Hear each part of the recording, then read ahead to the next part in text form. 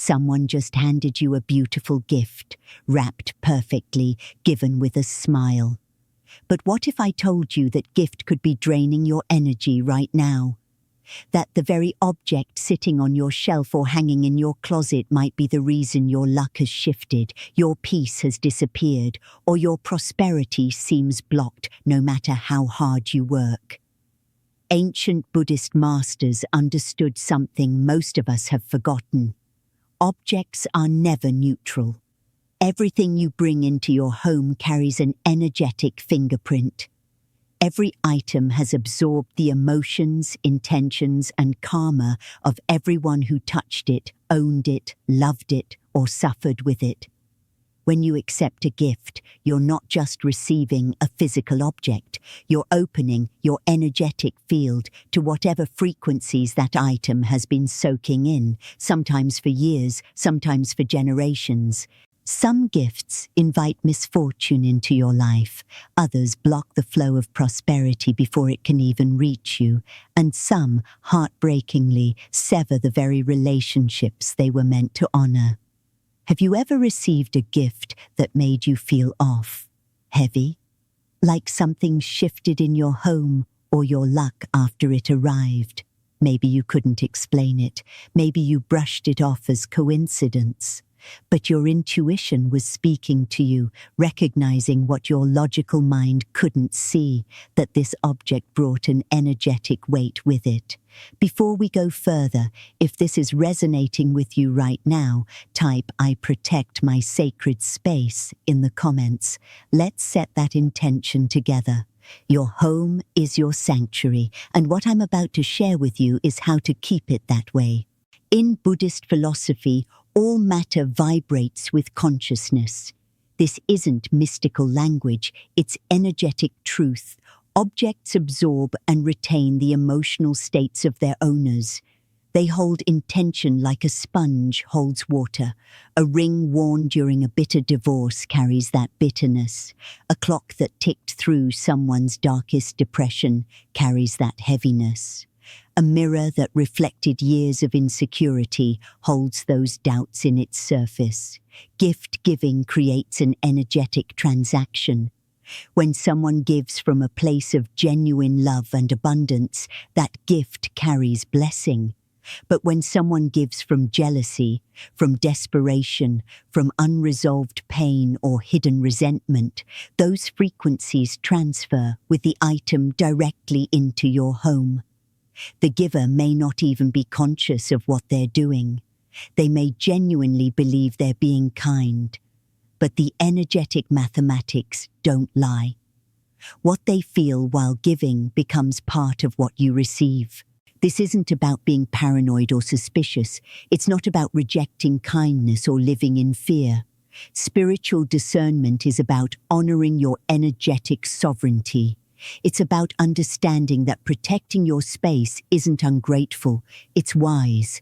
It's about recognizing that you have the right and the responsibility to guard the sanctuary you've worked so hard to build.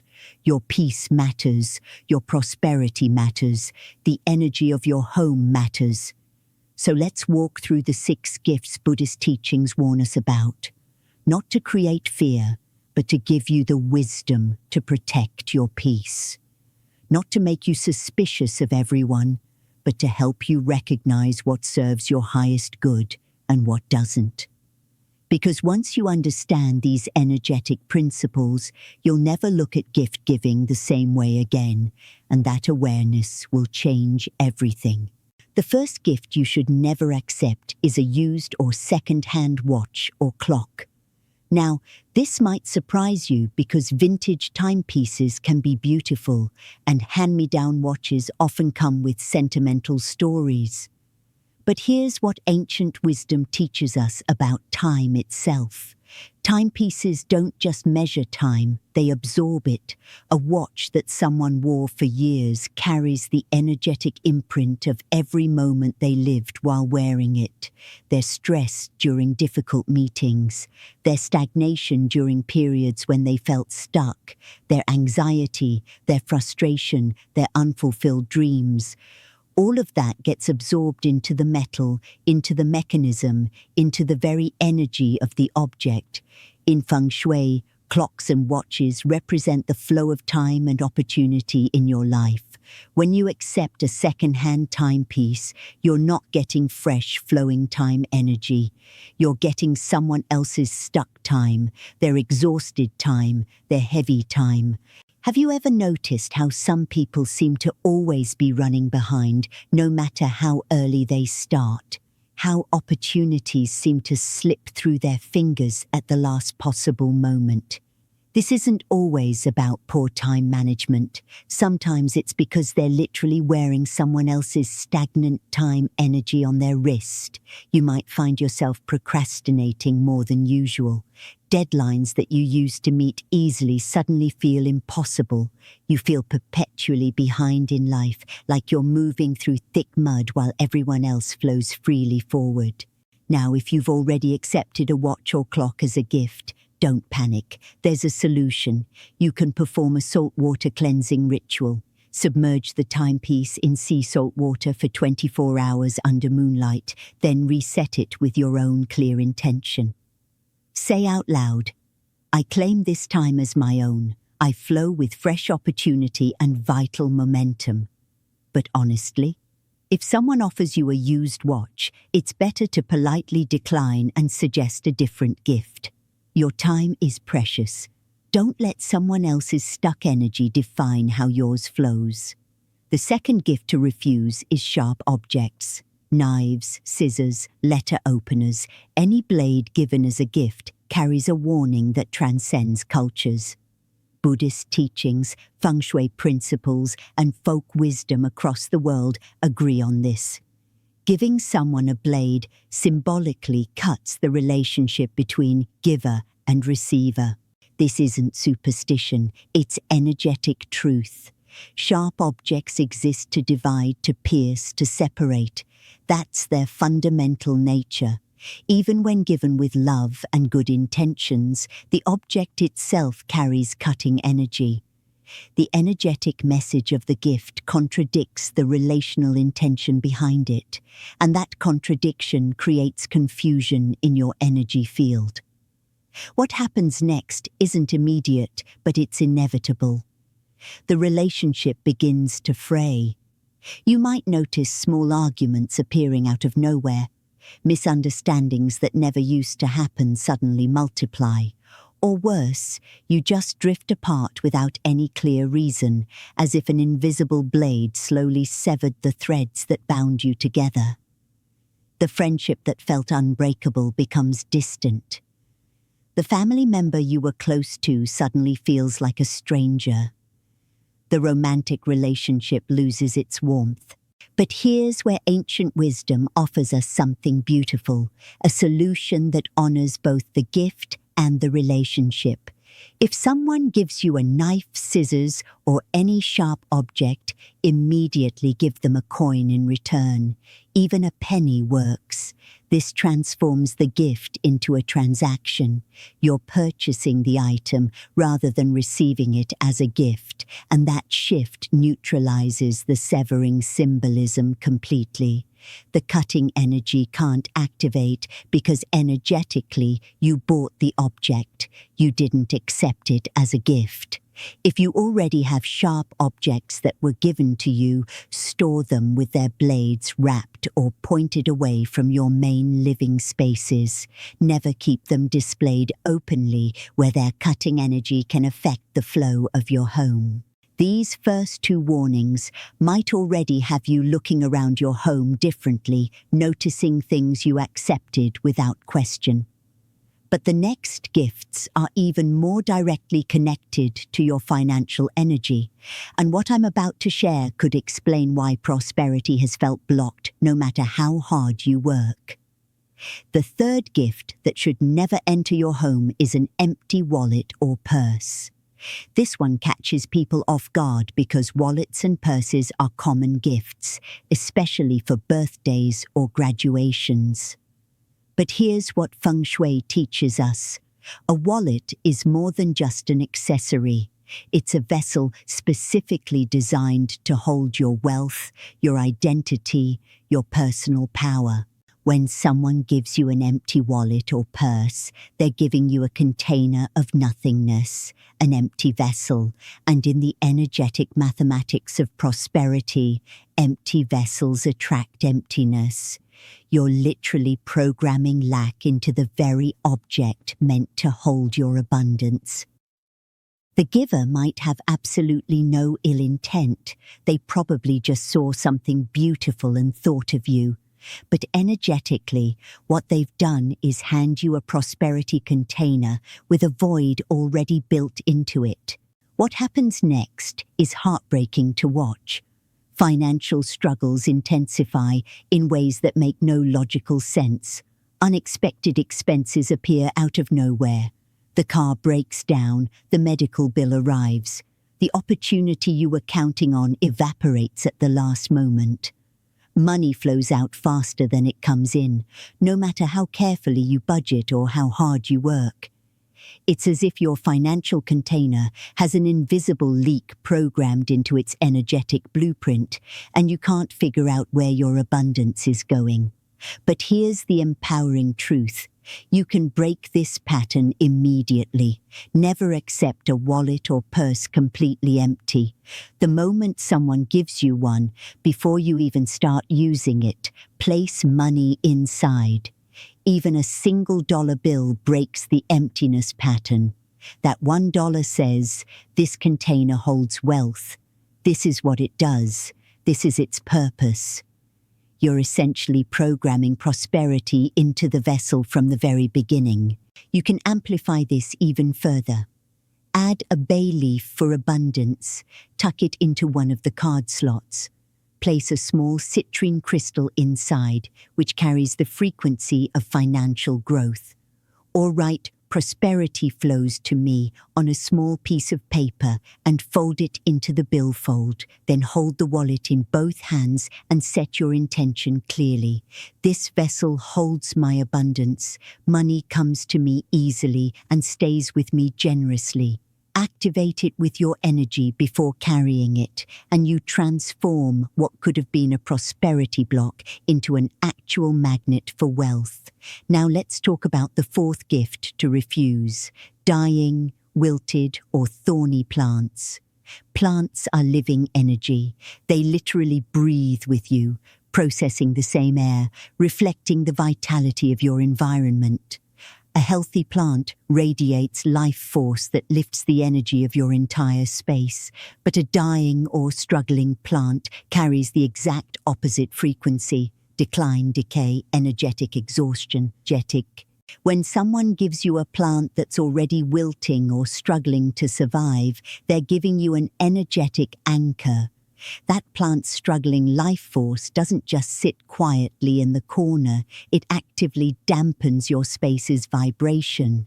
Your home's atmosphere becomes heavy, stagnant. Health issues may start appearing subtly: fatigue, lowered immunity, unexplained aches. Nothing can truly flourish or expand in an environment where the living energy is broadcasting decline. Thorny plants present a different but equally serious problem. Cacti, roses given without thought or care, anything with sharp defensive points carries repelling energy. In feng shui, thorns push abundance and harmony away rather than inviting them in. They create a prickly, defensive atmosphere. Relationships start feeling tense. Conversations become arguments more easily. Even your own mood shifts toward irritability and defensiveness. If someone offers you a dying plant, you have permission to politely decline. If you've already accepted one, nurse it back to health in a separate space, away from where you sleep, work, or spend significant time, until it's genuinely thriving. For thorny plants, placement matters enormously. They can actually serve a protective purpose near your front door, warding off negative energy from entering. But never, ever place them in bedrooms or in your home's wealth corners. Their defensive energy will block exactly what you're trying to invite in. Choose plant gifts wisely. Jade plants, pothos, peace lilies. These have rounded, welcoming leaves that invite rather than repel. They carry gentle, abundant energy that supports your growth instead of undermining it. Now we move into gifts that don't just affect your energy, they can actually trap and reflect negativity back at you, creating cycles that are incredibly difficult to break. The fifth gift to be extremely cautious about is mirrors, especially antique or previously owned ones. Mirrors are energetically unlike any other object because they don't just hold energy. They capture it, reflect it, and multiply it. In Buddhist and metaphysical understanding, mirrors can trap fragments of consciousness itself. Think about what a mirror does. It witnesses every vulnerable moment of the person standing before it, every insecurity examined, every tear shed, every moment of vanity, every flash of anger, every shadow of self-doubt. An antique mirror or used mirror becomes a portal containing layers upon layers of previous owners' emotional residue. It holds their insecurities, their sorrows, their shadows, all compressed into that reflective surface. When you accept a used mirror and hang it in your home, strange things begin to happen. You might experience distorted self-perception, looking at yourself and feeling inexplicably anxious or inadequate, even on days when you felt confident moments before. If the mirror is in your bedroom, your sleep becomes disturbed. You might wake feeling watched, sensing a presence you can't explain. Some people report actually feeling observed in their own homes, as if invisible eyes follow them. This isn't paranoia. The mirror is reflecting not just your image, but the accumulated emotional debris of strangers' most vulnerable moments. It creates energetic confusion about your true self, because you're not just seeing you, you're feeling the echoes of everyone who gazed into that surface before you, their insecurities bleeding into your perception. If you've already accepted a mirror as a gift, you can cleanse it thoroughly. Wash it with salt water mixed with white vinegar. This combination breaks down energetic residue, then pass sage or Palo Santo smoke across its entire surface while setting very clear intention. I clear all previous energy from this mirror. It reflects only truth and light now. Cover mirrors in bedrooms at night. This is ancient wisdom that protects your sleep and prevents your resting energy from being constantly reflected back at you. But most importantly, never accept antique mirrors from estate sales or from deceased persons' belongings without knowing their complete history. These objects witnessed entire lifetimes. They hold powerful energetic recordings that can influence your space for years. If you don't know what that mirror saw, what pain it reflected, what darkness it absorbed, you're bringing an unknown energetic history directly into your sanctuary. The sixth and final gift requires the deepest compassion and the firmest boundaries. This is perhaps the most misunderstood warning of all. Personal items given to you during the giver's period of crisis, grief, or trauma. When someone gives you jewelry they wore during their divorce, clothing from a time of deep depression, or heirlooms passed to you during active family trauma, those items are completely saturated with crisis energy. The giver genuinely believes they're sharing something precious with you. In their mind, they're honoring the relationship, but energetically, what's actually happening is they're transferring their pain to you. They're asking you to carry what they cannot hold anymore. Objects become emotional time capsules, sealed with suffering.